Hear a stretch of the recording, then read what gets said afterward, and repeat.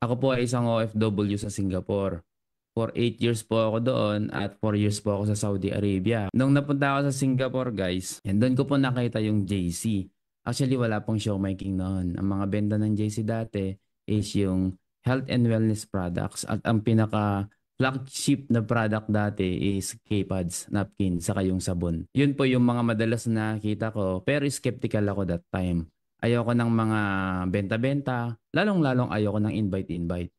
Kasi against ako sa networking talaga.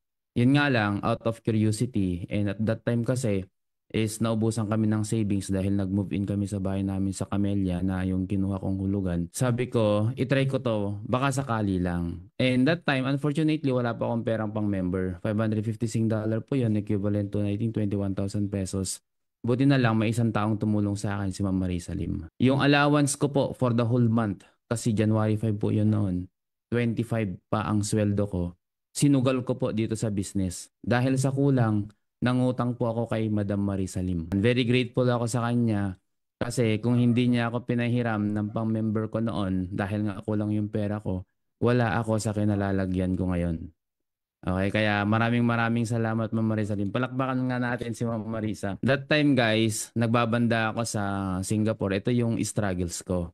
Kasi misis ko mismo, hindi ko pinaalam sa kanya. So nung nalaman niya, after few days na nag-member ako, nagalit siya sa akin, nainis niya sa akin kasi nadamay pati yung allowance ko.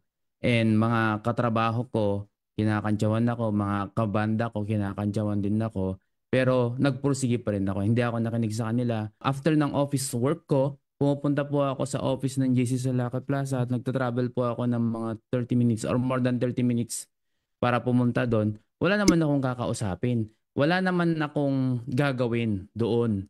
Yun nga lang, ang iniisip ko lang lagi, kailangan kong isa puso or isa isip or isa buhay yung negosyo. Kaya kailangan kong pumunta kahit pagod ako sa trabaho at lagi akong may bit-bit na sabon at saka napkin.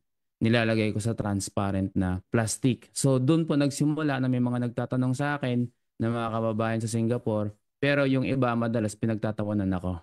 Kasi kalalaki kong tao, hindi naman ako mukhang tomboy, pero bakit may hawak na napkin? Yan po yung challenge na talaga sa akin noon. Pero nagtuloy-tuloy pa rin ako. Nakabenta ako ng mga napkin ng mga sabon na sa mga taong hindi ko kakilala. At dahil sa pagsusumikap ko na yon, nagkaroon pa ako ng award. First time po na award ko, dun po sa Metro Tent mismo. Ayan po. Metro Tent ginanap yan. Actually, yung pamasahe namin dyan, half of it sagot din ni Madam Marisa. Palakpakan din po natin ulit sa Madam Marisa. Pati po yung accommodation namin na pumunta doon kasi wala kayong pang hotel kasi nga wala pang kinikita. Sinagot rin ni Ma'am Marisa. After ng event, pinakain kami ni Madam, pumunta kami sa condo niya, doon kami tumira and then kinabukasan ng gabi, lipad ulit pabalik ng Singapore. Grabe no? Pero sobrang saya naman kasi na-awardan po ako doon sa Metro 10. Dati hindi ako naniniwala sa free car ng JC. Pero after 23 months, na-hit ko po yung free car ko. Ito po yung Vios. Nakapark po yan sa harap ng bahay namin sa Camellia, yung sinabi ko sa inyo, nag-move-in kami, na kinuha kong hulugan. And nung 2019, fully paid ko na po yan. Instead na 2024, dapat pa sana ma-fully paid din yung Camellia, fully paid na po yan. Ay yung Vios na yan, siyempre, dahil sa sobrang excited ko, first time ko magkakotse na never naman sumagi sa isip ko na magkakotse ako dahil lang sa trabaho. Brinake in ko po yan, bumabagyo, pumunta kami ng beach. Grabe no? Para lang may dahilan para mag-break in. Actually, from Tugigarao, papunta dyan sa beach niya sa Santa Ana, bumiyahe po kami ng mga 3 hours I think. So ganun po ako ka-excited nung nagkakotse ako. First time magkakotse. Free car po yon. Down payment ang binigay ni company tapos nagkaroon ako ng mga subsidy. Alright, so tinuloy-tuloy ko lang yung business na kahit din ako ng travel sa Balesin, which is itong Balesin Island. Hindi ko alam kung lahat kayo alam niyo ba ang Balesin Island. Kasi ako hindi ko alam ito eh. Saka ko lang nalaman nung nakakuha na ako ng free travel sa Balesin Island na bigay ng company libre. Ito po ay nasa Polillo Island, private island po ito. At makakapunta ka lang doon kung merong member of the club na magpapapunta sa iyo doon. Kahit may pera ka kung wala ka kalalang member of the club, hindi ka makakapunta. At ang per meal po doon, pinakamura is 3,000 pesos per meal po yon. Okay, so imagine na lang magkano na yung accommodation. Lahat po yun libre, 3 days and 2 nights po kami dyan. Sobrang saya, nagyate din kami, naligo ako sa sobrang alat na swimming pool kaya ako lumulutang. Okay, and dahil sa sineryoso ko tong negosyo, ginawa ko na siyang buhay ko, ako po ay naging consistent top 1 ng JC Singapore. 2018 top 1 ako, saka 2019 top 1 ako. Noong 2019 decided na ako talagang umuwi kasi nabayaran ko na yung Camellia na house namin na hinuhulugan ko that time. And nagplano na rin akong kumuha pa ng additional na real estate. So meron din pa ako nakuha dalawa. And then na-awardan na ako ng top 100, top number 80 po ako worldwide noong November 2019 po yan. Nakakuha rin po ako ng free travel sa Vietnam at ito po, Dream House Incentive. Nakakuha rin po ako ng libreng Dream House noong 2019 po yan. So yung Dream House na yan, sinimulan ko pinatayo kasi bumili kami ng lupa. Ito na yung bahay namin ngayon. Kaya kaso, ito po siya nung umuwi ako na nag-for good ako. Dahil nag-pandemic, hindi siya natapos. So nung nag-pandemic, akala ko hindi na matatapos. Kasi sinimulan ko siya sobrang laki. Around 200 square meter po ito. And then since nag-pandemic na, parang feeling ko hindi na talaga matutuloy. Yun nga lang, napakakabuti ng Panginoon dahil sina Boss Joe and Boss Carl, binigyan niya ng wisdom, nakaisip sila ng online franchise. At doon, nag-boom po talaga yung online franchise sa online.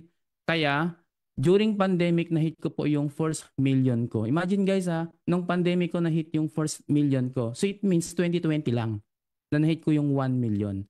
And after that, yung bahay na akala ko hindi matatapos, ito na po siya after few months. November po, naging ganito na siya. Okay, so wala pa kaming garahe. Doon lang po sa first ng bahay yung ginagarehan namin noon. And nung December na nalunch ang Tok-Tok, doon po ako kumita ng mahigit 1 million sa loob ng 1 buwan. Dahil kumita ako ng malaki, naglabas po ako ng Ford Raptor. Pero hindi pa po dyan nagtatapos. Nagpatayo ako ng ibang garahe. Yan, nakita niyo po sa may gilid niyan. At after ng Raptor, naghangad din po ako ng iba pa kasi gusto ko iba-iba eh. So kumuha din po ako ng SUV. So ito po yung Trailblazer. Gamit ko pa rin hanggang ngayon ito. And ito pa yung travel natin sa Hong Kong 2023. Free travel po yan. Libre lahat-lahat. And then 2024, Hong Kong ulit. Ayan. So napakasaya po. Ang dami talagang libre dito sa company natin. Basta isabuhay mo lang. Nung November po, na-hit ko na ang 11 million. Kaya napabilang na po ako sa Champion Circle. Imagine that, no? 2020 na hit ko 1 million. Nung 2024 November, 11 million na. Grabe, no? Ganun po kaganda itong negosyo natin. Basta isabuhay mo lang. Nakasama din po ako sa Hokkaido Japan Travel. Ako po yung nakatayo. Di nyo lang kasi ako makilala. Ayan, so napakasaya po. Ito po yung bundok ng mga yelo. Umakyat po kami sa bundok gamit yung motor ski. Ayan. Yan po. Ang sobrang saya po talaga. Sobrang saya. At patuloy akong nangangarap pa rin guys, nagdo-drawing ako. Drawing po ito. Drawing, kita nyo naman 'di ba? Drawing po 'yan. Drawing ko yung bahay, yung garahe, drawing din ako ng ibang garahe na hindi na yung lumang garahe namin. Pinagiba ko yung lumang garahe kasi nahihirapan akong magpasok ng sasakyan na malapad. So ginawa ko, pinagiba ko, drawing ko muna at yung drawing na yan nagkatotoo. Oh, di ba? So Grabe. tama yung sinabi ni Coach Crisel. You have to visualize it every day. Every minute of your life, you have to visualize it. Kailangan mo talang i-visualize yung mga gusto mo dahil mangyayari po talaga. Yung matagal ko nang pinapangarap na sports car, actually matagal nang pwede naman akong kumuha kasi pwede naman akong mag-down payment 500,000 pesos sabi ni Boss Joe way back 2022. Pero hindi ko ginawa kasi itong asawa ko kontrabida.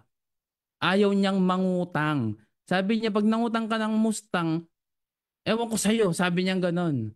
Kung gusto mong magkamustang talaga, pag-ipunan mo, bumili ka ng cash. Kaya yun po ginawa ko. Nag-ipon po talaga ako, binili ko talaga siya ng cash, as in cold cash. Nakalagay pa sa supot nung binili ko. So, nakaka-proud lang din talaga na magkaroon ka ng ganyan. 'Di ba?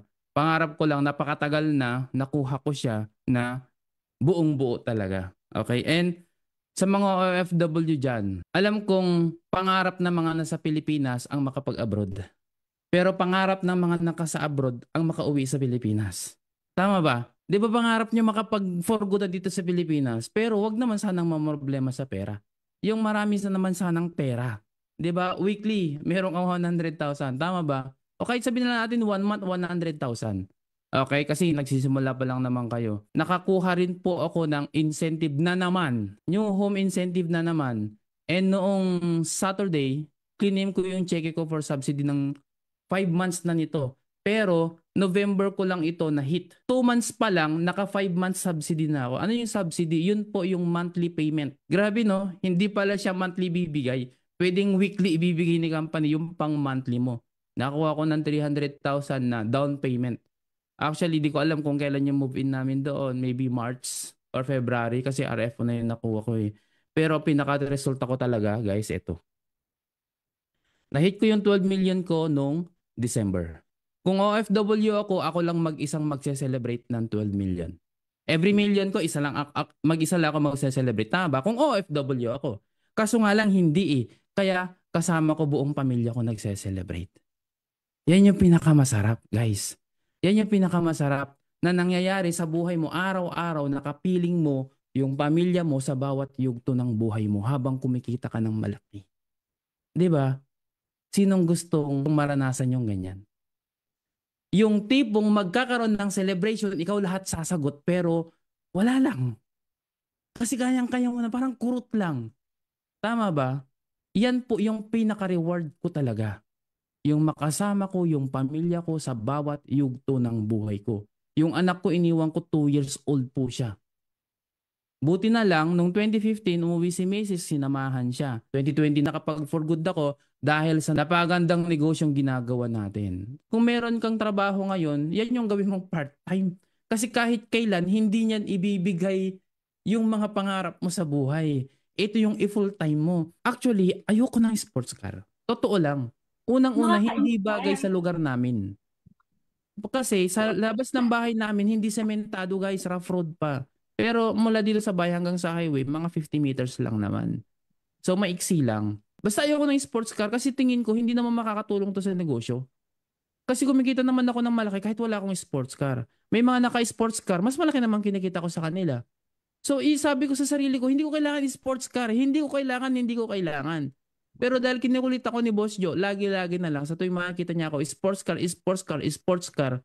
Lagi ko natuloy binabanggit, sports car, sports car, sports car. Tapos naglagay pa ako sa wallpaper ng phone ko din ng sports car. Nagkatotoo ngayon yung sports car. Eh nung meron na akong sports car, aba, ibang-iba pala. Ibang-iba pala ang hatid ng sports car sa'yo. Unang-una sa akin, di naman ako masyadong pogi. Pero pumogi dahil may sports car. Tama ba? Tama. O, Tama. tingnan nyo. Inamin nyo rin na hindi ako pogi. Yung sports car lang. O, di ba? Ngayon, etong malupit. Ito malupit. Kanina, galing kayo Manila. Kanina umaga na sa Manila ako. Ngayon, nandito na ako sa Isabela. At 95% ng madadaanan ko, lumilingon. Wow. Yung 95% na yon, 30% sa kanila may hawak na cellphone, binibidyohan ako. Ay, yung Mustang pala. Hindi pala ako. So ngayon ang ginagawa ko, syempre binubuksan ko ng konti yung bintana para alam naman nila kung sino nakasakay. Saka syempre, binabagalan ko. Tama ba? Taga Isabela pala si GM. Oo. Tapos binabagalan ko, tapos pagka makalagpas na ako, sa ako binabarurot. Wow! Masarap sa Sarap. pakiramdam, grabe. Ito pa experience ko. Dati, pag bumababa ako sa SUV, bibili ng karne ng baka, pipila pa ako. Pero kung naka-sports car ka, bumaba ka, ikaw uunahin. Sir, anong sayo? Ilang kilo sayo, sir? Grabe. Instant respect. Dati, pagka-crossing, pag naka-SUV ako, wala, sinisingitan ako. Pag naka-sports car ka, malayo ka pa lang, humihinto na lahat. Pinapauna ka. Grabe, no? Yun yung pakiramdam at nakakapag-create ako ng happiness sa mga nadadaanan ko. Nakakatuwa yun. May sumisigaw pa, tumatalon. Yeah, sports car, sports car. Sabi ko, sana noon pa. Pero anyway, andi dito na. And sobrang nagpapasalamat ako sa nasa taas. Dahil lahat naman ng to, kagagawan niya. And gumamit siya ng mga instrumento. Nandyan si Madam Marisa Lim, ginamit niyang instrumento para mabaho yung buhay ko. Nandyan din si Boss Carl, si Boss Joe na nag-create ng company. And syempre mga coaches natin, mentors, mga GM ng Big Four. So, Be grateful lang lagi-lagi. Ako, be grateful ako sa lahat ng tumulong sa journey ko dito sa negosyong ito. Mapa-negative man siya o positive. Kasi yung mga negative, kagaya ng mga kaibigan ko dati na negative, malaki rin na itulong nila sa akin eh. Kasi kung hindi sila nag-negative sa akin, hindi naman ako tumatag. So kung meron kayong mga kamag-anak, asawa, partner, kaibigan na negative sa inyo, okay lang yun. Kasi isa sila sa magpapapatatag sa inyo. Okay? So maraming maraming salamat. I hope na inspire kayo sa kwento ko.